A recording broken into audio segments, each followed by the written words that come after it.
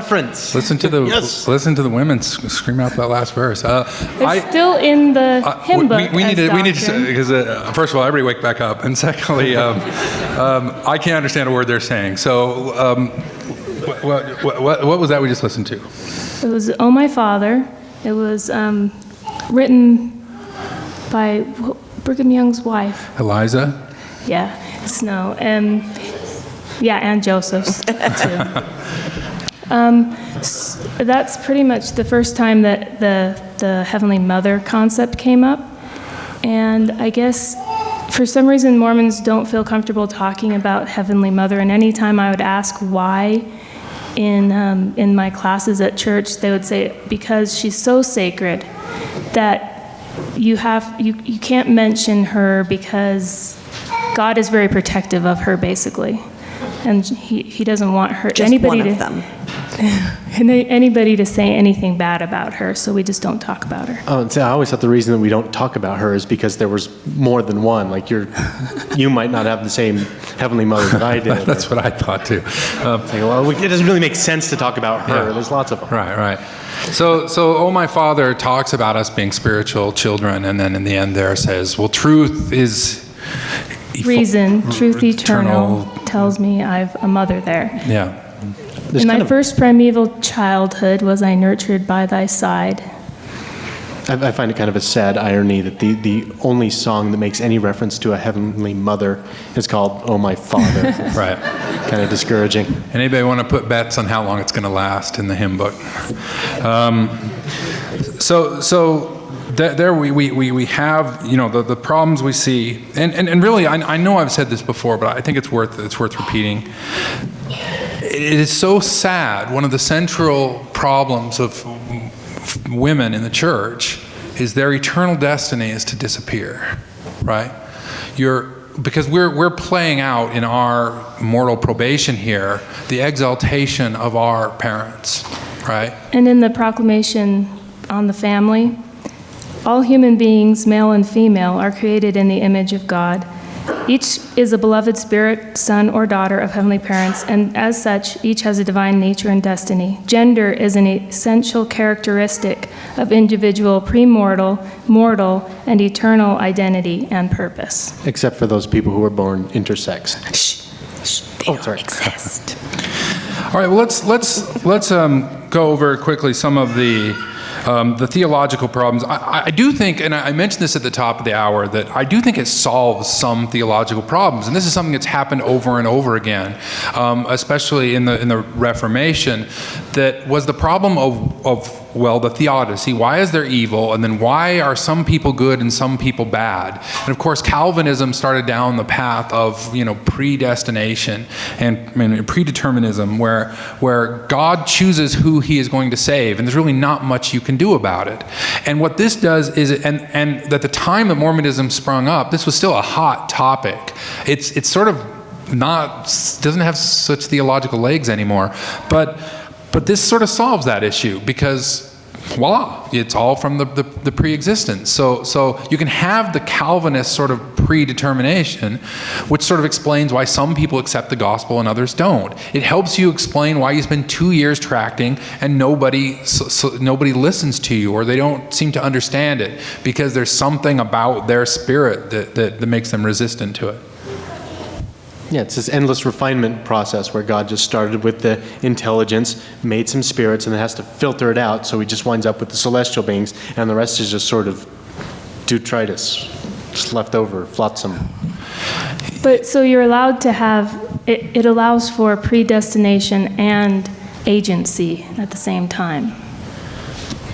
And what I wanted to kind of add along with that, how you were mentioning, some of these ideas go along with Eastern religion and karma, is that idea that it really relieves those of us that come from privilege of the guilt and the responsibility of helping those who don't have that, who were born under different circumstances. And I think that's really, one of the big shames is this. Oh, and tied in with it, I didn't hear that you mentioned this idea of us choosing our challenges. and choosing, our disabilities, choosing, what's going to go on in life. And so by that, if someone has this difficulty, well, they chose it, and it's their challenge to manage on this earth. The other thing I wanted to mention, John, although we're going to those born of the African race as being fence sitters, and at least Mark Peterson for sure would disagree with you, where I'm pretty sure it was him who mentioned quite a few times, they were definitely on the right side. They were just less valiant. Thank you for the correction. And then this idea we haven't mentioned yet, Nephi Peterson's added upon, which I think is just like huge as the predecessor of My Turn on Earth and Saturday's Warrior. And I think some might argue, well, that is not doctrinal. That was, fiction that was very popular. However, my mom in early 50s, small town Utah, 100% LDS practically, and she was actually called on a stake mission. And she traveled from ward to ward presenting on Added Upon. So at least at that time, pre-correlation, it was considered worthy of, having some doctrinal strength behind it. And Of an official calling. yes, that was her official calling. And we were all preordained for all of our callings. Have you ever been told that? Yeah. Every calling you get called to, you were preordained for. Yeah, definitely. And then also you bring in, our supposed doctrine, of this crazy record keeping. There's all the journaling. We are, commanded to keep these crazy records and journals, which have kind of hurt the church in the long run. But she began journals for me and all of my siblings, where she wrote our pre-existent story, which is really kind of fascinating as we each, is it my turn yet? No, it's someone else's turn. So we're waiting in line. That's a great segue to kind of the last area we want to cover, which is, and I did mention this is a very powerful idea in LDS culture. We want to go over some of those things. You mentioned Added Upon. We recorded a show, I think, last year where we would cover Added Upon. But I was in Deseret Book a week and a half ago, and there was Added Upon still on the shelves. It is still in continuous print. It was a book written around the turn of the century that goes through, it tells a love story basically that starts in the pre-existence and then continues into the world and then ends in the post-life world. And of course we have the other two, there's three great pillars of pre-existence in Mormon pop culture, which are Saturday's Warrior, My Turn on Earth, and Added Upon. Go ahead. Just real quick, I remember when that became popular, that Saturday's Warrior was not doctrine. Like, I remember hearing about that and people talking about it, and that really surprised me. But one of the biggest problems was that it said the spirit world, the post-mortal spirit world, when you die, where you go when you die, does not mix, absolutely does not mix. There's no doctrine to support that it mixes with the pre-earth life. Which is confusing, because just like what we've all been talking about, the pre-earth life answers so many questions, gives us so many avenues to explore so many different reasons for things, but it really complicates the idea of, what happens to kids that are miscarried or stillborns?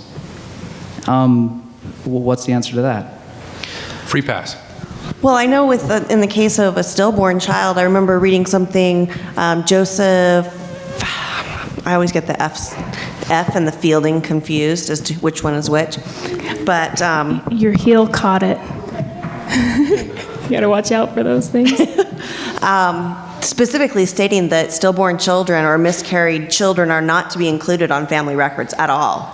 That was the event that started my questioning. Is my then wife and I had a series of miscarriages, and she wanted to believe that she would raise them in the afterlife. And I thought, well, that's not really the doctrine. He has to take a breath if he's going to show up on the record. So I'm not really sure how that would work out. And she's like, well, I just want to believe that. And I'm like, well, that's not how belief works. What the doctrine says is, and then I started asking questions. That one was really surprising to me. Here you've got we're all about families, eternal families, every child that comes into our home, our family. So basically, not really validating the experience of pregnancy until it's complete, and only then is it a member of your family. So where is that spirit? Is that a pregnancy without a spirit? It doesn't make any sense. No, it doesn't make sense. And the more they try to explain, the more that and that's, I think, obviously why they're avoiding doctrine at this point, is because they have no way to explain it in 10 years from now. That's an excellent point. I hadn't thought of that. Like, abortion would be bad because the baby has a spirit, but Does it? if it was just going to die, does it? So there's a mismatch there. Well, luckily there are people like Lex D'Altevedo who are happy to come in and clear up It all some. fits together now. I lived before I came here. I am a son of God. I have a destiny, an eternal purpose. That's the end of that one. That's of course a line from Saturday's Warrior, that he finds out that he existed before. For him, the individual in the play was investigating the church. He was not a member. And then when he found out that he existed beforehand, which is of course the theme of the whole play, that makes everything He now come has a together. purpose. I wanted to comment on something we heard a couple of times, is the idea that, well, that's not doctrinal. That's something that really gets under my craw, that really aggravates the crap out of me, because this book, My Turn on Earth, this is what I was taught as a child. I was taught this as fact, as reality, as the literal truth of the universe. Not doctrinal. What is a 5-year-old or a 6-year-old supposed to know about accepting beliefs that aren't true if that's what he's told from everyone around him? That is the doctrine of the church, as far as I could be told by bishops and primary teachers and loving parents and loving grandparents who meant well. Well, they told me this is how it is. And when people turn around and say, oh, well, that wasn't doctrinal, it's this sort of blame the victim BS that just makes me livid. Well, Sherry Dew is the CEO of Deseret Book, and she is very close to the brethren. And they are, if you talk to anybody who works for Deseret Book, they are very involved in everything that goes on there. I can give you stories of books where the entire run was pulled and scrapped to change 2 sentences. There was one by Rex Lee, who is the president of BYU. I have both copies in my library, where they pulled the entire, and they scrapped all the books, shredded them all except the one I have, to change one sentence where he sort of questions he sort of talks about individual morality instead of following the brethren. If Deseret Book is willing to put that sort of exertion on a book by somebody who's that high, the president of BYU, they damn well know everything that's going on the shelves. And you can take this to the bank. Everything that's in Deseret Book is doctrine of the church, because they would pull it if it weren't. Everything in Deseret Book is 100% endorsed by the church, because we see their action when they don't endorse things. We see how militant they are on that front. So you can still go down and buy Saturday's Warrior at Deseret Book, and it's still for sale there. Classic love song. I've seen that smile somewhere before. I've heard your voice before. It seems we've talked like this before. Sometime who can be certain where? But if I knew you'd care, it's strange if I can't remember. Feelings come so very strong, like we've known each other for so long. Oh, not twice, please. Please no. Go ahead. So, John, I'm an artist, and I've done many paintings trying to literally portray this craziness.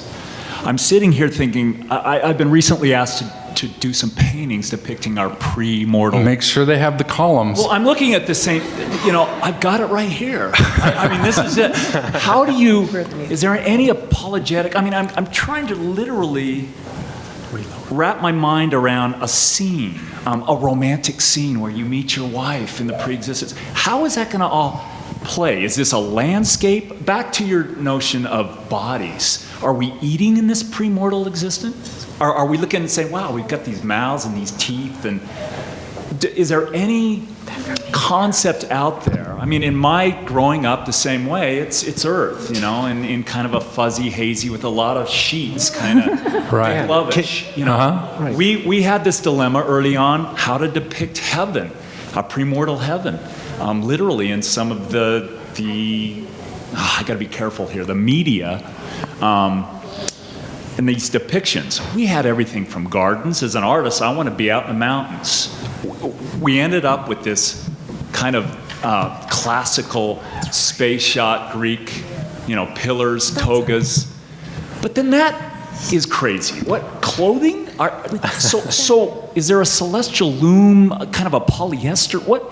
Again, for me, I sit here and it's wonderful to talk about all these, you know, symbolic, beautiful notions, but how are we going to depict this? And the idea that, oh, I hate this. The apologists are now blaming all our Mormon art on idiot artists that don't know what they're talking about. This I heard Daniel Peterson the other day say, the reason we don't have Joseph with his head stuck in this hat and this preposterous, you know, or kind of silly, again, with all due respect, it could have probably... No, it's preposterous. It could be to stick your head in painted... the hat. Yeah, but it could be painted heroically, you know? I mean, with the bright light, you can show any craziness as a beautiful thing. But now he's claiming that it's the idiot art. Our artists don't know what's going on. Back to your point. They micromanage down to what shoulder the robe is on. So it's, again, help me out here. Throw me these beautiful cartoons, they won't fly in an adult kind of Mormon. We want to see it. We want to see this concretely. And where do we go with this? Well, and to your point, the church has painted itself into a corner. If you go into Deseret Book today, you know, Deseret Book, and the church over the last 30 years has aggressively put Bookcraft out of business, and they put Siegel, they bought up. They've aggressively gone after the LDS book market, gotten rid of all the publishers, and there's just one. There's only one left. It's like the Highlander. And if you go into Deseret Book today, which is the only LDS bookstore, right? There's really not any others. First of all, you'll see the candle section, and then you'll see the section on that sells the Lion House stuff, and then in the back you can buy Settlers of Catan is sold there. Oh, isn't there a bakery? There's a bakery. Statuary? Only about half the store is devoted to books, and it's shrinking and shrinking and shrinking because the church can no longer make any stand whatsoever. And you're right, they're throwing individuals under the bus. When we were doing our pre-meeting on this, we talked about the Del Parsons painting, which is I don't know how much of this is true. Dell's still around. I should call him up and ask him. And I think he's written a book. So if I'm off track, any of you can correct me. But the legend went like this. Del Parsons did the big square-jawed, like bodybuilding Jesus with the red robe that everybody has, where he's really Nordic-looking and looks like he's ready to kick some ass. And if you take his beard off and you cut his hair, he looks exactly like Joseph Smith. Well, that's because Del Parsons painted as Joseph Smith, and it's the basically the same model. But there was Del would go around and do these firesides when this came out, I think in the early 80s. And he would talk about how he would submit the painting to the brethren. And you can talk to other LDS artists and they'll tell you this is the way it works, as you're just hinting at. And they would say, no, the jaw needs to be a little fuller. No, the skin needs to be a little wider.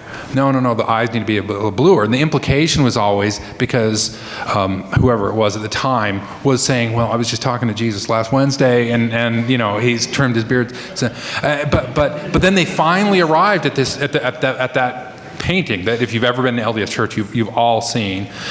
But the story goes that Dale was at one of these firesides giving this painting, and that a young woman, when he unveils, there's an unveiling, they'd pull the cover off, and a young woman went running up to the picture, and she says, he's the one who held me. And the story was that she was in a brutal car accident where her parents died, and that a man came along, sat in the back seat with her until the ambulances came. Right, and that it was this Jesus. I don't mean to make fun of her experience, but the reason I bring this up, because it points to the hypocrisy of the apologists, because these things, this artistry, Saturday's Warrior has such a powerful meme in the church. And like you're talking about, that book is, I remember in primary being taught out of that book too. And then to just sort of poo-poo these things and say, that's just, Dell he's not a member of the 70, but they don't really discard they just like to leave it in this ambiguous land, which is what they do with a lot of these doctrines, even though we've shown you they're right there. And like I've said before, you can find all these talks from the 19th to 20th century about blacks and all this kind of stuff. It's there. It's not really distanceable. All right, let's find another. I did have one observation. He mentioned like spiritual babies and then growing into the dirt. Like, do spiritual babies lose spiritual baby teeth? Right, you'd have to if you were born as an infant human spirit and become an adult.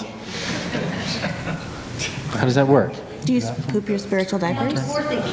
Spiritual diapers. Oh, no. All right, let's go into another. Two of our older brothers were there. My turn on earth. Satan was the first one to speak.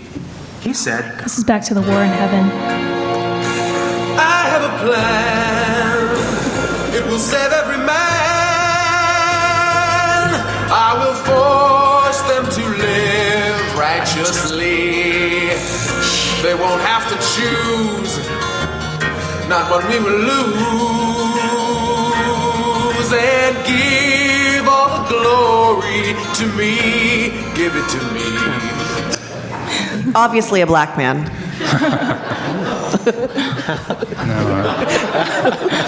He's got the soul. Did you hear the soul behind that? Yeah, I always like to sing that part better than the other part. My mom was like, why do you like to sing the Satan part? Well, we now know Because why. he sings cool. I lived in heaven a long time ago, it is true.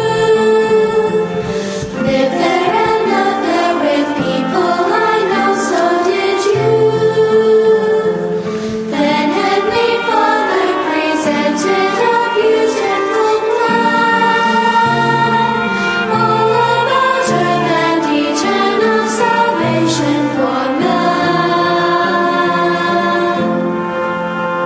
And that's in the current primary book, I Lived in Heaven. So, once again, these ideas are just ever present. I'm going to put And one. I am a child of God. He sent me here. Do we have that one? Yeah, it's on there. I don't see No? it. All right, I'm gonna play one out while we kind of close this thing up.